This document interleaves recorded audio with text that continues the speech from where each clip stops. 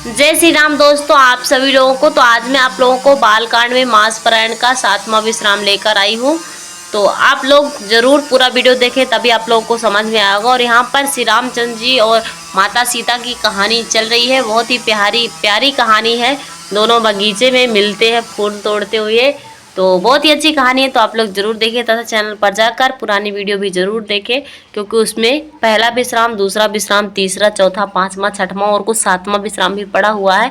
तो बहुत ही अच्छी अच्छी कहानियां, तो आप लोग जरूर सुने।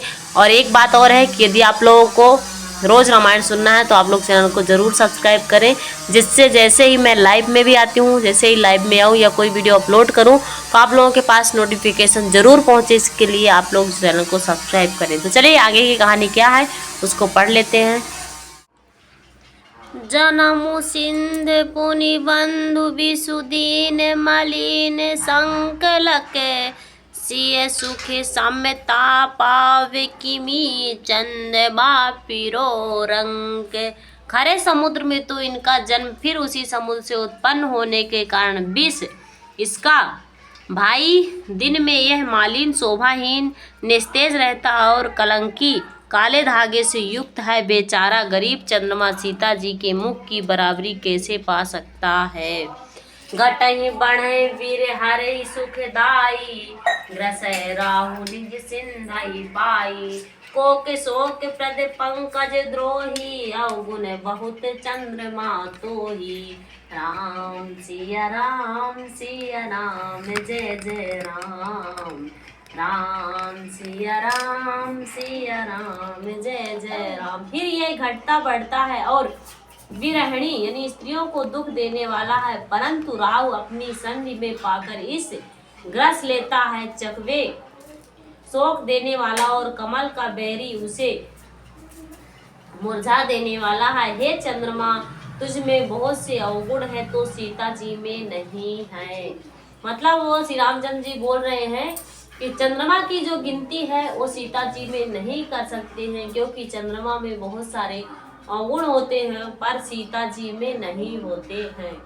वैदही मुख पट तर दीन है, होई दोष बड़े अनुचित कीन है। सिय मुख छावि विदु ब्याज बखानी, गुर बह चले निशा बड़ी जानी। राम सिया राम सिया राम जय जय राम। राम सिया राम सिया राम जय जय राम। अतः जानकी जी के मुख की तुझे उपमा देने में बड़ा अनुचित कर्म करने का दोष लगेगा। इस प्रकार चंद्रमा के बहाने सीता जी के मुख की छवि का वर्णन करके बड़ी रात हो गई। जान वे गुरु जी के पास चले। करी मुनि चरण सरोज प्रणामाय, सुपाई कीन विश्रामा। विगत निशा रघुनायक जागे, बंधु बिलो की कहन अस लागे। राम सिया राम जय जय राम। राम सिया राम जय जय राम। मुनि के चरण कमलों में प्रणाम करके आज्ञा पाकर उन्हें विश्राम किया। रात बीतने पर श्री रघुनाथ जी आगे और भाइयों को देखकर ऐसा कहने लगे। मतलब मुनि के चरण कमलों में प्रणाम करके और आज्ञा पाकर उन्होंने विश्राम किया। उसके बाद रात बीतने पर श्री रघुनाथ जी जागे और भाइयों को देखकर ऐसा कहने लगे। मतलब लक्ष्मण जी को देखकर ऐसा कहने लगे। ओयाहु अरुण अवलोकहु ताता, पंकज कोकिलोक सुख दाता। बोले लखनु जोरी जुग पानी, प्रभु प्रवाहु सूचक मृदुबानी। राम सिया राम जय जय राम। राम सिया राम जय जय राम। कहते हैं, हे तात देखो, कमल चक्रवाक और समस्त संसारों को सुख देने वाला अण्योदय हुआ है। लक्ष्मण जी दोनों हाथ जोड़कर प्रभु को प्रभाव को सूचित करने वाली कोमल वाणी बोले। सियावर रामचंद्र की जय। वो बोलते हैं कि हे तात देखो, कमल चक्रवाक और समाज संसार को सुख देने वाला अरुणोदय हुआ है, यानी कि सूर्य का उदय हुआ है।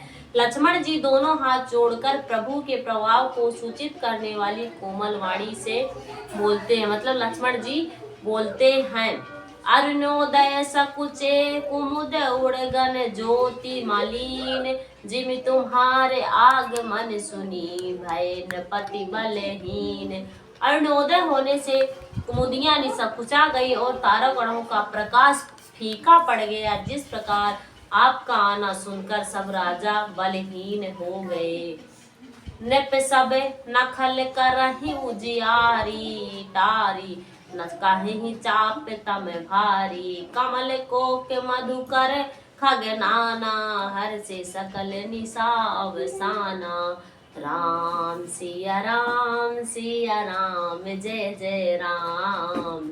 राम सिया राम जय जय राम।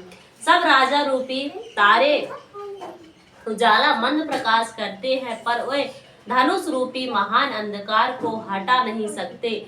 रात्रि का अंत होने से जैसे कमल चकवे भौरे और नाना प्रकार के पक्षी हर्षित हो जाते हैं। वो बोल रहे हैं कि राजा रूपी तारे उज्ज्वला यानी कि मंद प्रकाश करते हैं, वे धनुष रूपी महान अंधकार को हटा देते हैं तथा रात्रि होने पर जैसे कमल चकवे भौरे और नाना प्रकार के पक्षी हर्षित हो जाते हैं। ऐसा ही प्रभु सब भगत तुम्हारे, हो यही टूटे धनुष सुखारे। उभय भानु बिन श्रम तम नासा, दूरे नखत जगते सुप्रकाशा। राम सिया राम जय जय राम।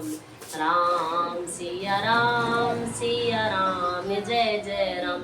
वैसे ही हे प्रभु आपके सब भक्त धनुष टूटने पर सुखी होंगे। सूर्य उदय हुआ है, बिना ही परिश्रम अंधकार नष्ट हो जाएगा। तारे छिप गए, संसार में तेज का प्रकाश हो गया।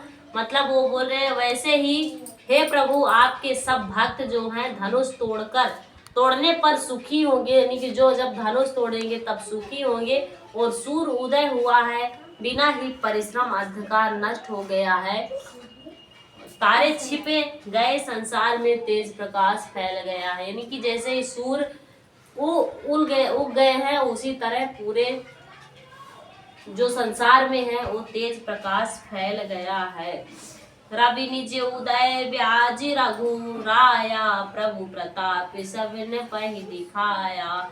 तब भुज बल महिमा उदय घाटी, प्रगति धानु बिगटन परि पाटी। राम सिया राम जय जय राम।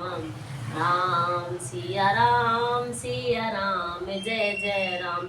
हे रघुनाथ जी, सूर्य ने अपने उदय के बहाने सब राजाओं को प्रभु का प्रताप दिखलाया है। आपकी भुजाओं के बल की जो महिमा को धारित करते हैं, बोलकर दिखाने के लिए ही धनुष तोड़ने की यह पद्धति प्रकट हुई है।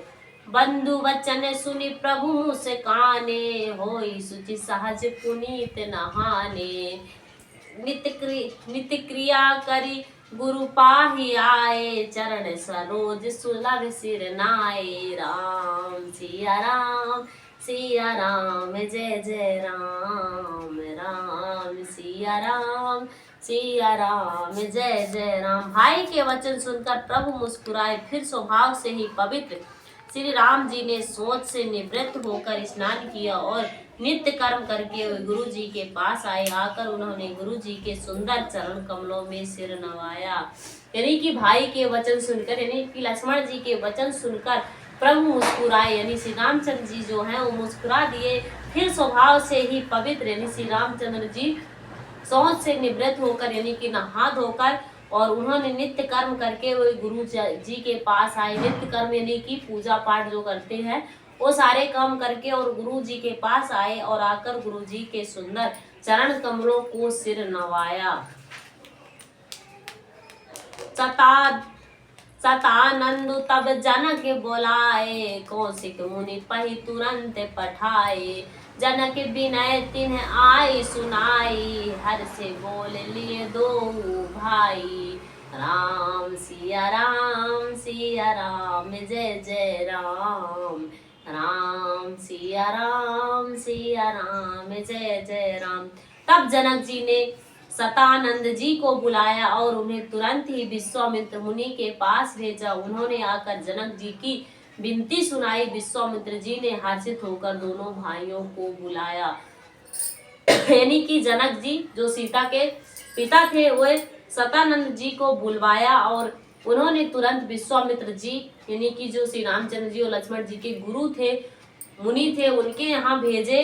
और जैसे ही उन्होंने आकर जानकी जी जनक जी की विनती सुनाई, मतलब जो सतानंद जी थे वो जनक जी की सारी विनती सुनाई कि जनक जी ने क्या क्या कहकर भेजा था। और फिर विश्वामित्र जी ने हर्षित होकर दोनों भाइयों को बुलाए, यानी कि श्री रामचंद्र जी और लक्ष्मण जी को बुलाया।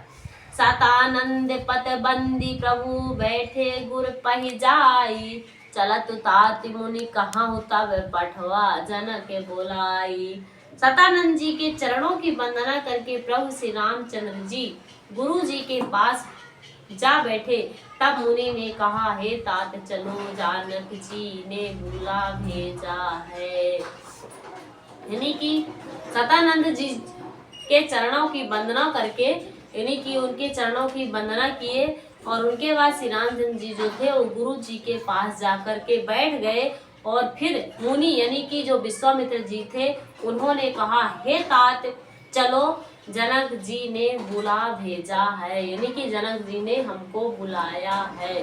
सियावर रामचंद्र की जय। तो कैसा लगा आप लोगों को? आप लोग जरूर